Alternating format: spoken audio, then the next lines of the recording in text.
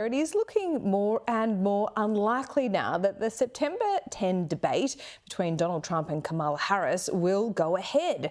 The Republican presidential candidate took to his Truth Social platform to accuse ABC News, the network hosting the debate, of being biased in favour of Harris. Joining me live is former White House Chief of Staff and now Bondi Partners consultant Mick Mulvaney. Mick, great to see you. Look, I would say that the rules have changed on Donald Trump, and he says the rules should be the same as the first one.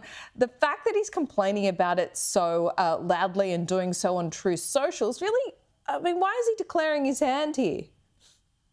He's not. He's playing a game. He's sort of taunting the other side. Look, we are all the way down at the schoolyard level right now, Laura. So in the last couple of hours, we've heard stories out now that the Harris team wants to make sure that the microphones are turned on all of the time. Keep in mind, back when in that debate with Joe Biden 6 or 8 weeks ago, now the microphones very famously were turned off when the candidate's time expired. Now the Harris team wants those turned on. The Trump team still wants them to be turned off. The Trump team also responded by saying, oh, and by the way, the Kamala Harris team asked that we do this sitting down instead of standing up. So that's literally the things that we're fighting about right now, which I think leads me to the same conclusion that you opened with, which is I don't think we're going to see one. There's still a chance, really? But I think it's more likely than not that we don't have any presidential debates. No way. So,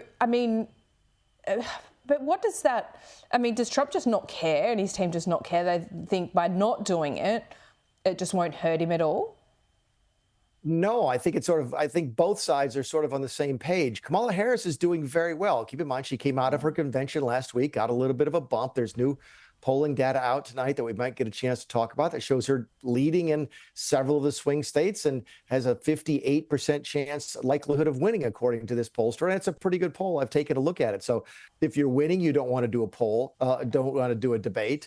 I'm not sure Trump wants to do a debate because I think he sees this as more of a turnout election. He's not trying to influence any undecided voters to the extent there are any at this time. So look, it's been a bizarre election cycle. How many times have we talked about it? We've never seen anything like this. And we may well go into November without having a single presidential debate. Yeah, that's quite extraordinary, isn't it? And in this day and age, at the end of 2024, the debates don't matter so much because, my caveat is this, because very few people will watch the entire thing, but what millions of people will watch is any viral moments or mistakes that come out of those debates. So I don't think either leader would mind if they didn't go ahead.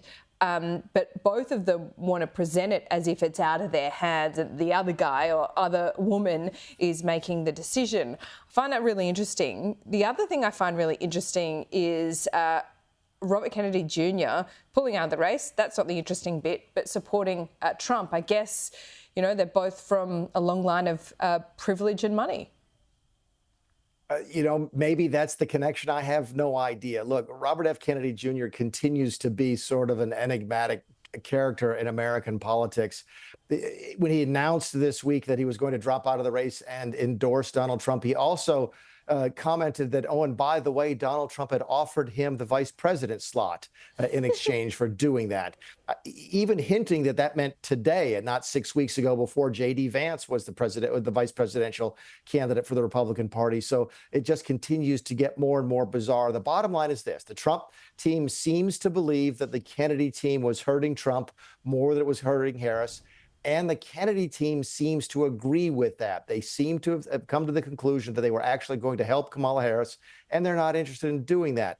At the end of the day, I don't think it makes that much of a difference. The folks who are voting for Kennedy are probably more likely not to vote than they are to vote for either Kamala Harris or Donald Trump. He was sort of the place where people who didn't like any of the candidates would go to hide, or at least go to sort of voice their opposition to the way things were going. So it's going to make a news splash. There's no question about it. Yeah. It may count for a handful of votes, but I don't think it changes the outcome at all.